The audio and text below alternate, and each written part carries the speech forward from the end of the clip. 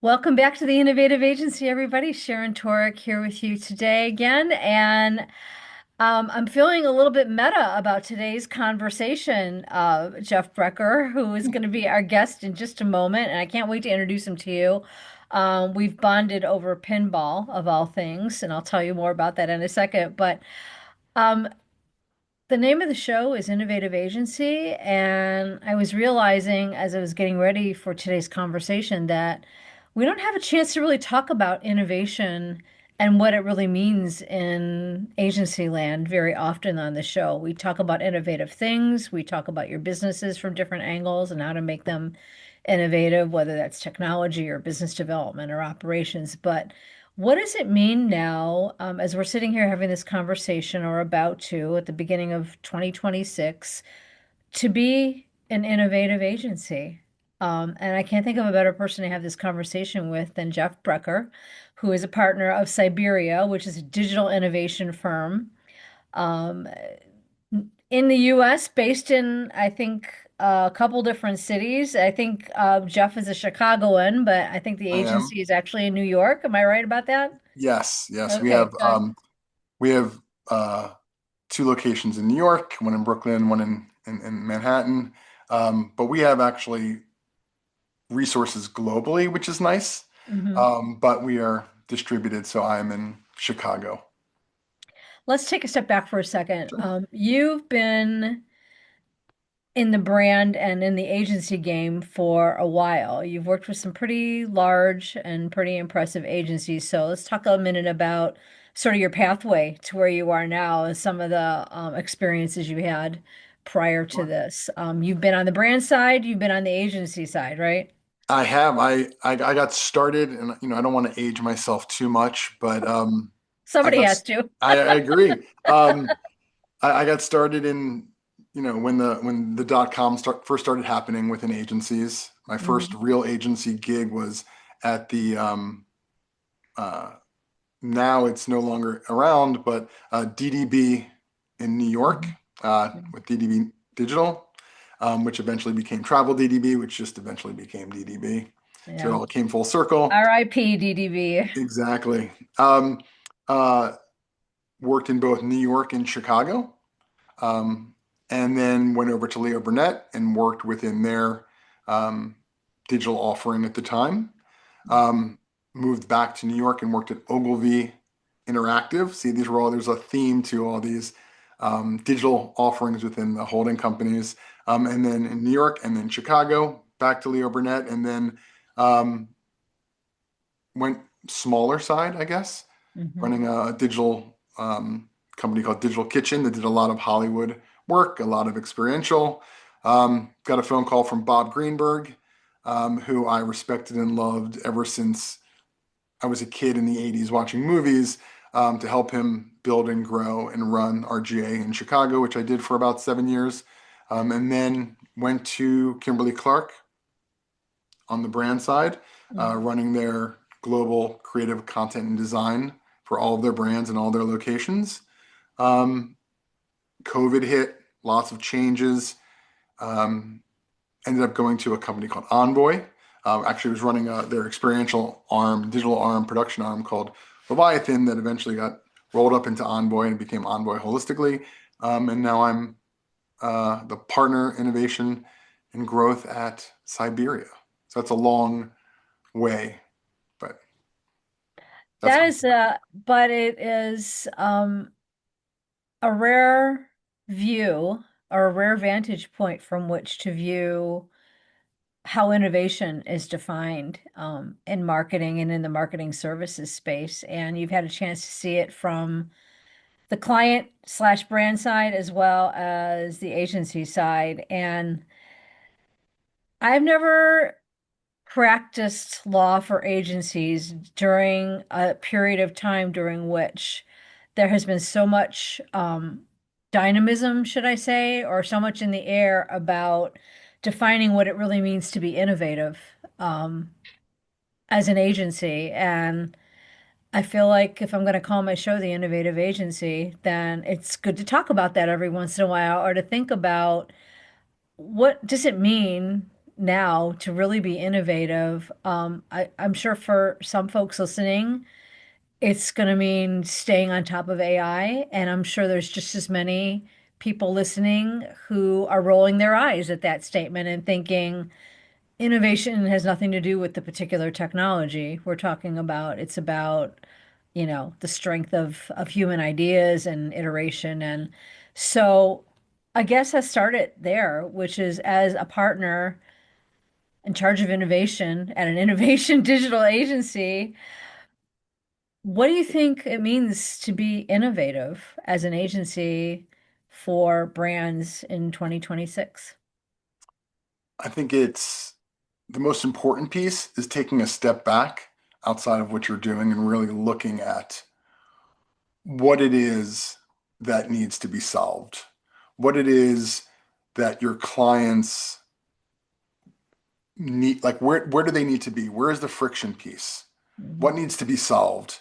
And in the past, and it was like, if you are if you have a hammer in your hand, everything looks like a nail. So a lot of these agencies were like, we're going to create, you know, TV commercials, and then we're going to put them on TV, and then we're going to put them online, and then mobile came, so it's like put them on the phones, put them in social, and it was just they were creating these one-way dialogues where they were trying to get their clients' voices out. Um, Instead, what they should have been doing, and a lot of the way that these brands has evolved, is they stepped back and they said, "What is the world doing? What's happening from technology perspective? How can Mhm. what we create be interesting for people to engage with within that?" Right. So I think there's something super interesting. Chris Melly, who's the CEO and managing partner and owner of Siberia, wrote an article for Work. I think it came out uh, late last year, really Mhm. thinking about from a transformation perspective, why brands must transform into media platforms. So it's not just about their products, but it's also about how are they creating content that can live out in the world, Mhm. and change how people are um, getting the word out about what their benefits are of the product, or what it's like to um, be a guest within that experience. So, like, really kind of taking a step back and looking at what's happening from an innovation perspective on the platforms, and Mhm. seeing like a fundamental shift around away from like browser based SEO, search indexed internet, um, and really looking towards something more direct and personal. And that's where, like, when you start thinking about AI, people start getting scared about AI. Oh, AI is going to take our jobs. They're creating terrible content. There's 15 fingers, all the things that people are scared of, instead of thinking, okay, how is AI changing my life and making it better? Mhm. I don't think people are even thinking about it that way. They're looking at it just from a content creation perspective because they're just so focused from an agency perspective on making content and making commercials versus thinking about behavior. That's a long-winded way of saying, like, AI is coming, but it can be really used to help versus create fear that a lot of people have. Yeah, well, something you said, I want to pull a thread of it a minute ago about, and I know it's an old adage, but when you've got a hammer in your hand, everything looks like a nail.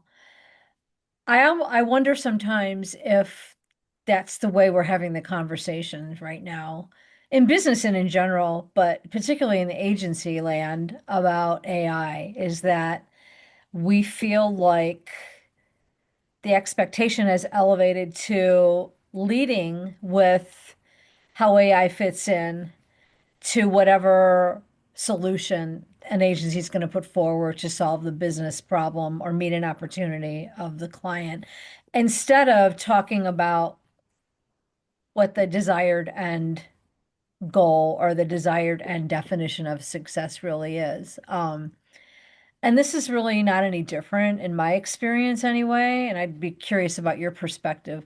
This isn't really any different than any technology in terms of it leading business, that's the agencies listening, catching up, and then the law kind of sweeping up the mess, after all of that, which is kind of what, my business does. It's just that it's so pervasive and it is so invasive that it's like it's the hammer. So we feel like we need to lead with it in all of our conversations, or risk looking irrelevant, or risk looking like we don't have a handle on how to solve our clients' problems or help them do better, earn more, have more impact, whatever that might be. Does that resonate with you at all? It does. It does. I think the most important thing, though, also is really focusing on having the conversation with the clients about what that means for their business. Hmm. Because a lot of times the agencies are thinking about what AI means to the agency's business. Hmm. What is the process? How is that affecting how you're going to create content? How that's going to change internal processes versus thinking about how does AI live out in the world and how are we creating a platform or an app or a way to engage in retail or in a hotel or while you're driving. Like AI is changing behavior holistically, and it's been doing it for over 10 years. I mean, anybody who uses Netflix or um, uses Spotify, AI Or a has CMS in their or business or a CMS or in their Adobe. business. Yeah, Yeah. exactly. Yeah. It's just learning who you are and Mhm. helping you get the best way to use that. So why wouldn't agencies lean into that from an innovation perspective and help them understand that Mhm. and build for that? So I think for us, it's not about chasing a shiny object. It's about really kind of looking at what those business needs are and Mhm. how this innovation technology, let's just call it AI right now, as the most recent, can be beneficial to the client's customers or Right. guests or whoever.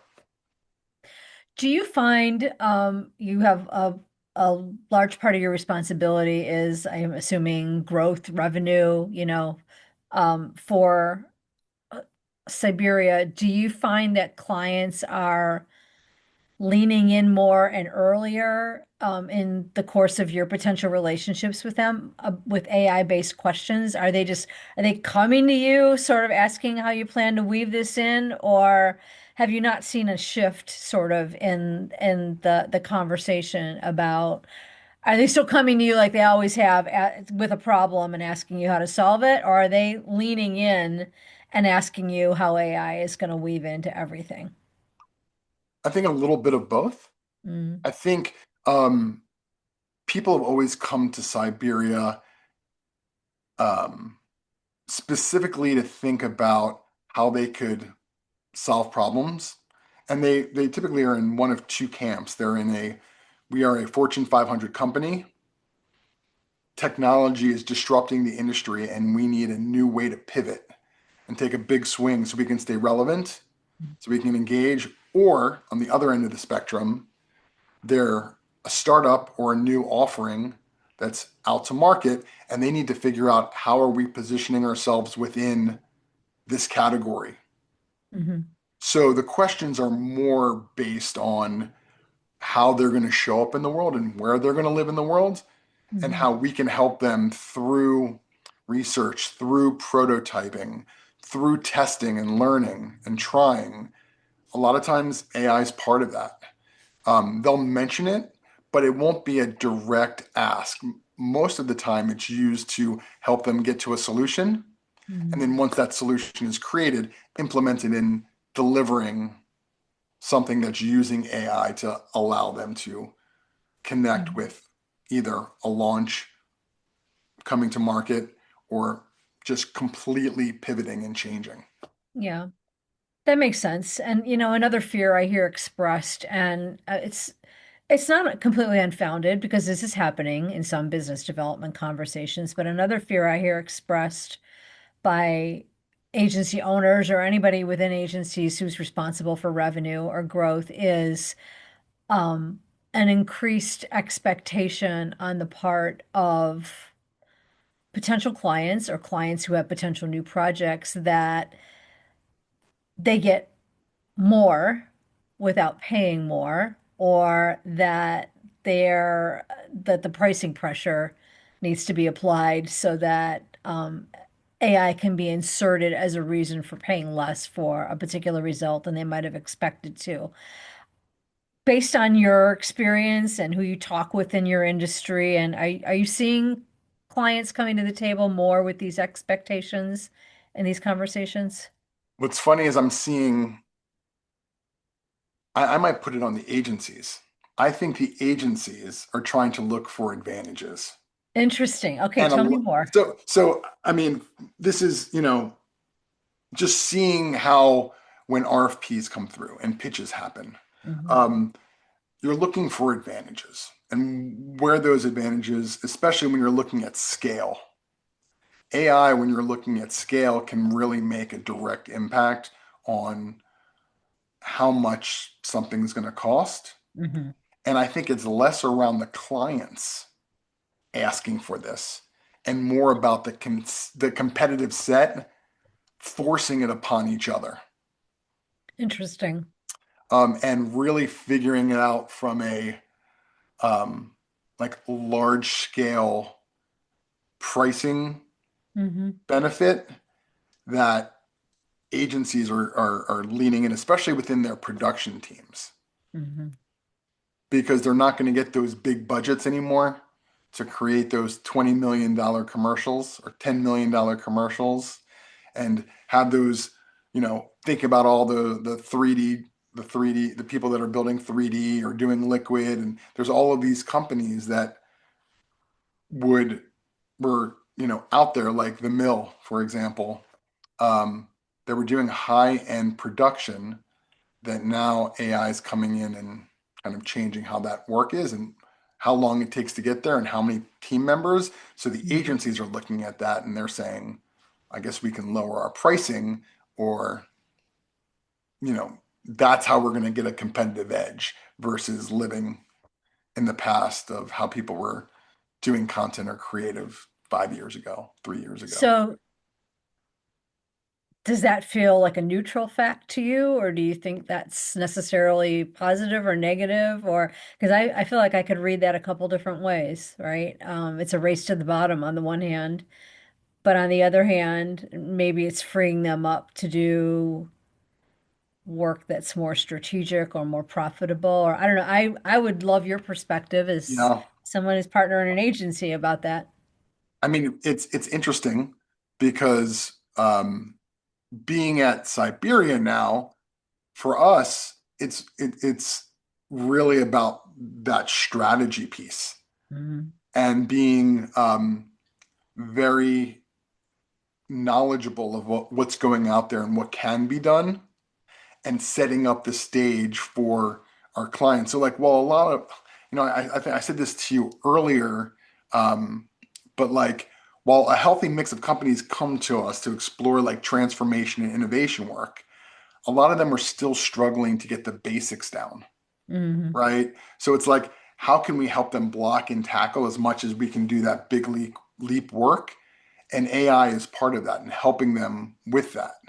So Right. if you were a giant holdco and you've got, 1,000 people, you're thinking about how are you getting those people billable, and you're seeing AI, and the AI conversation is different versus us, which are smaller and more focused, thinking about how does AI help our clients. Mhm. So it could be a race from the bottom to the bottom, excuse me, a race to the bottom if you're a large holding company and you've got lots of people that you need to get billing. Right. But for some of the smaller independent shops, it allows us to be more strategic and innovative with the solutions that we bring and help our clients learn and understand. I feel similarly. I feel like there has probably never been a better time to be a small independent agency. um, than there is right now. And I've actually felt this way for a while for different reasons, and nothing's convinced me otherwise, probably in the last 5 to 10 years of watching the agency space. The leverage you have with building your own IP or with the ability to be innovative or pursue a niche or whatever, um, just it helps you go leaps and bounds beyond what a holdco is able to do just because of, right, the handcuffs that are around the organization from a numbers perspective. So it's validating, thank you, to see an Yeah, agency leader think the same way, because I agree with you 100%. absolutely. And I think and you can see one of our clients, Ford.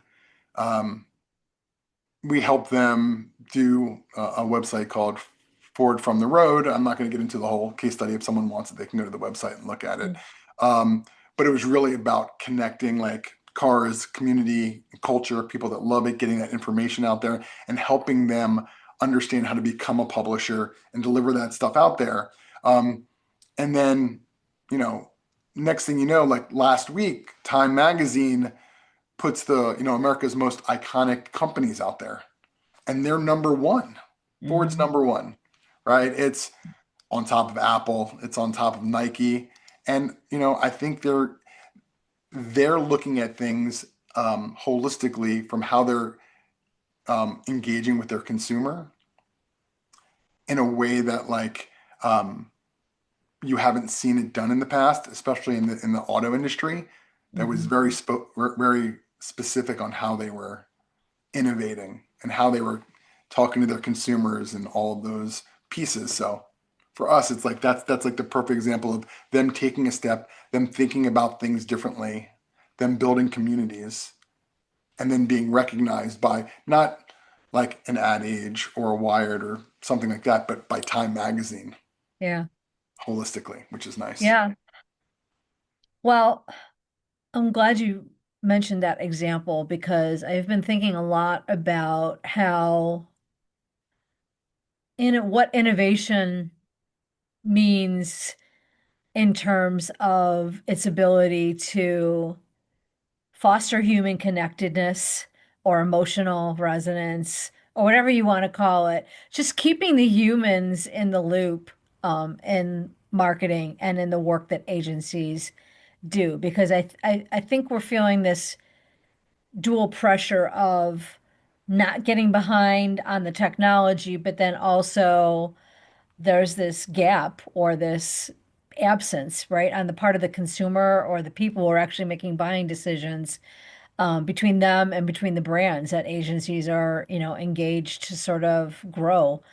And what what role do you think innovation has or can have in continuing to foster that connectiveness, that personalization, that sort of human element?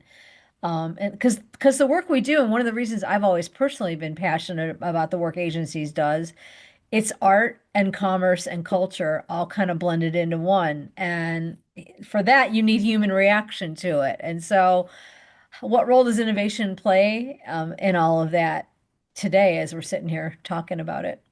I mean, it's basically, I spoke about it a little earlier, but brands transforming into media platforms. What does that Mhm. look like? So instead of them advertising in a sports game or um, on a reality show, Mhm. they're actually creating their own content that is interesting, that people care about, that's focused on their consumers. And that the innovation of them becoming that and publishing that and building that is really helps them in multiple different ways. It helps them um, have like that first party data where they're having a one-on-one connection with the consumer. Mhm. It's helping them get the word out, especially during like with SEO, AEO, like all the different types of searches that are happening, voice. You're able to create these pieces that now are um, rolling through all the different areas in the digital Mhm. landscape. So if you're creating something, maybe it's a podcast, maybe it's a zine. It's something that someone's going to consume as a consumer, but the brands are able to create that, make it theirs, make it their voice, and deliver something of value Mhm. for people to give them their attention, right? Like ultimately, you're trying to get attention. And the best way you're going to get attention is by thinking about an innovative way to speak to somebody, Mhm.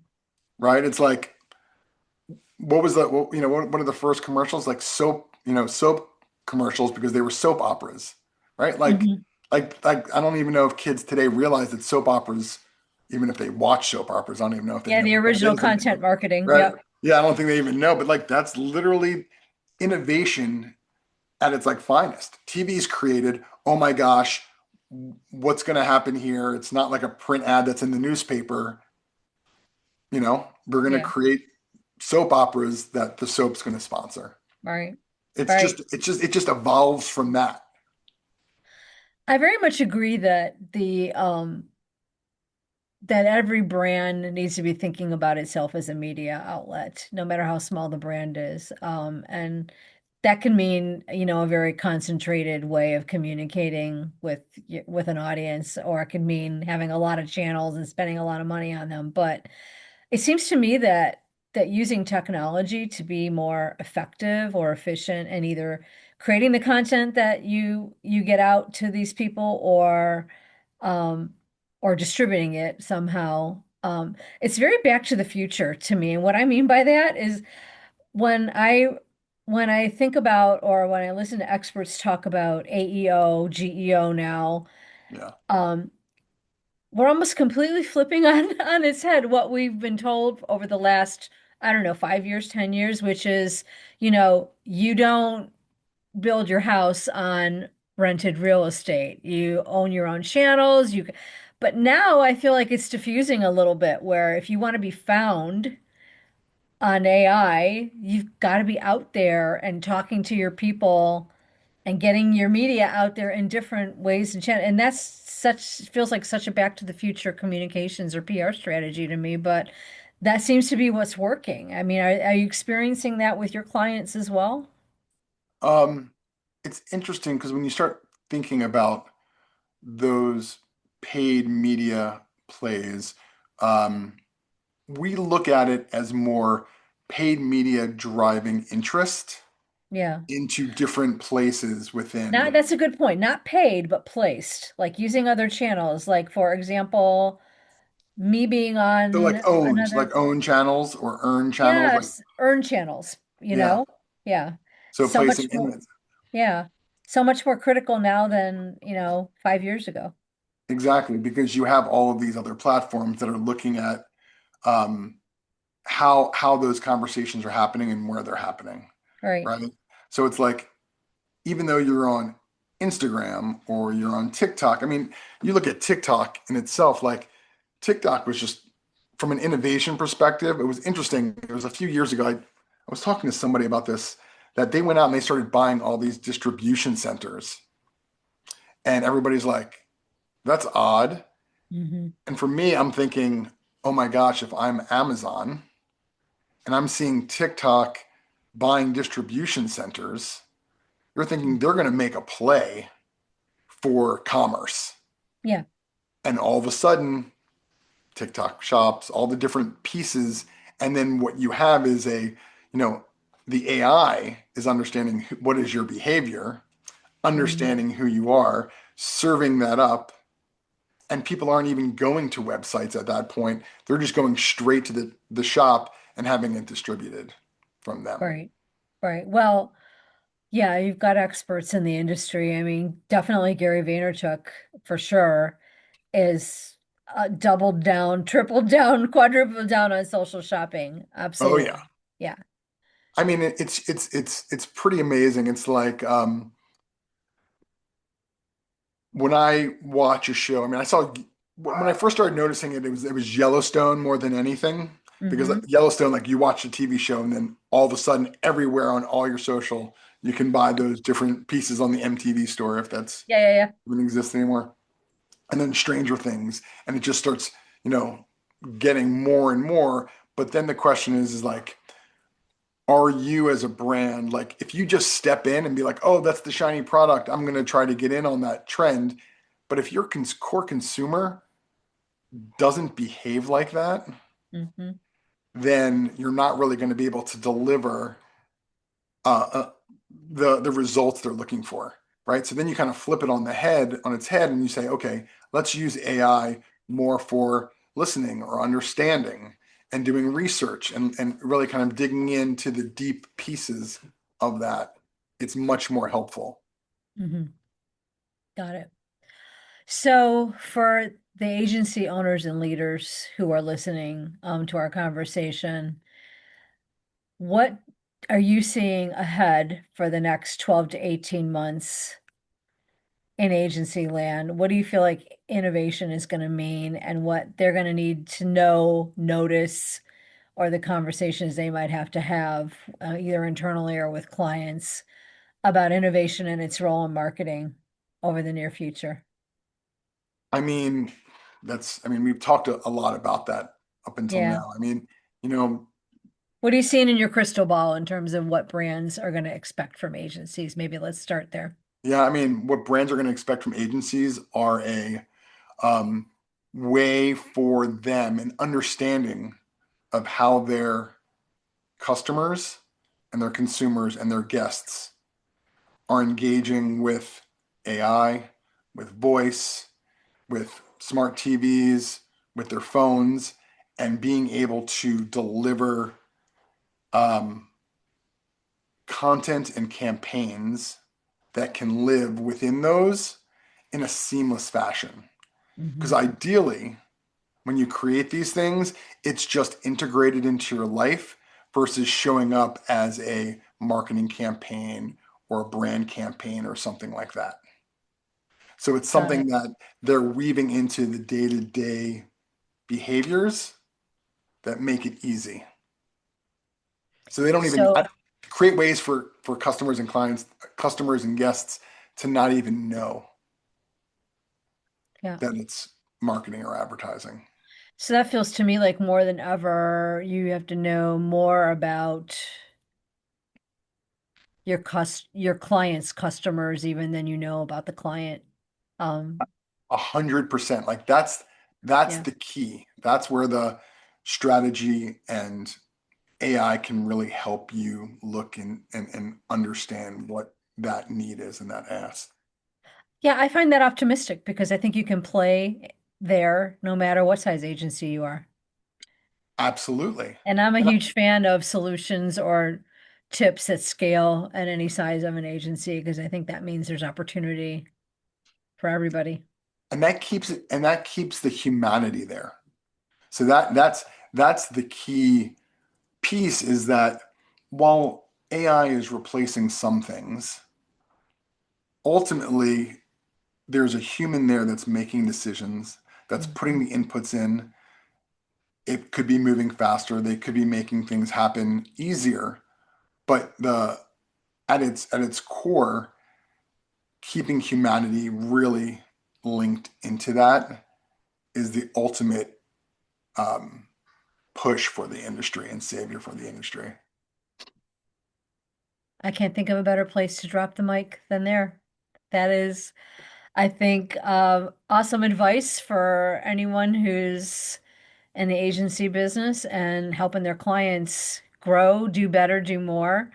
And I have really enjoyed this conversation. It's been a long time since I've actually really been able to explore what innovation means for agencies on the Innovative Agency podcast. So it's a little meta for me, but Jeff Brecker, I really appreciate the opportunity to have the conversation with you. And I would love for you to share where people can learn more about the work that Siberia does and how to maybe connect with you Absolutely. to learn more. Yeah.